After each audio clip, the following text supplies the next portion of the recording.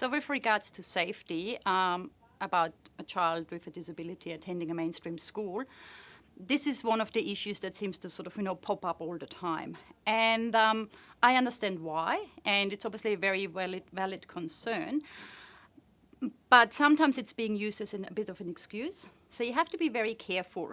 And again, in your thinking, you need to think about like not your child as having a disability, but your child as a child.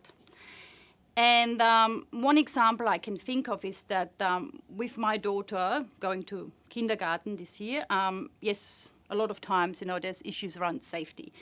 So, for example, like, is she safe going down the stairs by herself? Is she safe in the playground? Is she safe when it has rained and it's wet?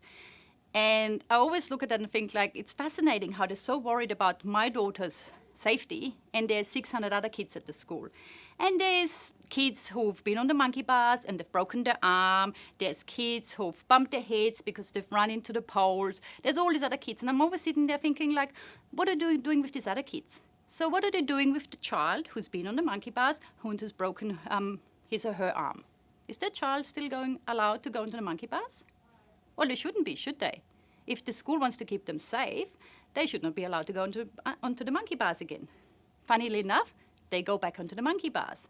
My daughter, who has not fallen down the stairs yet, I'm being told she can't go down the stairs on her own. She needs to have somebody there, and most of the time she needs somebody to hold her hand. But I'm sitting there going like, well, when is she going to learn to go down the stairs by herself?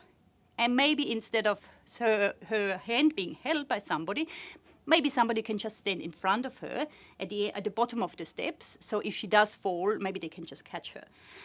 But it seems like really difficult to convey that message to the school because they're so safety conscious. And I think what happens is that from their point of view is they have to make especially sure that this child is safe. And so they're overprotective.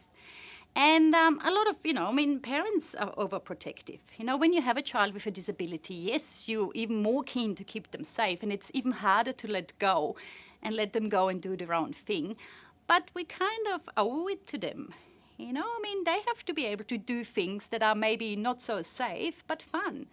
Because it's a really funny concept when you think about safety. If we all just stayed at home and sat on our beds like this, we'd all be wonderfully safe. But we don't do that because it's boring.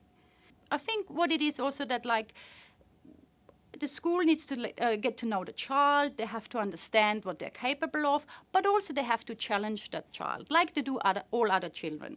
So they can't just sit there and keep the child safe all the time. They also have to sort of, move forward, move on, and then think about things of how can we have this child being safe, but also let them have fun.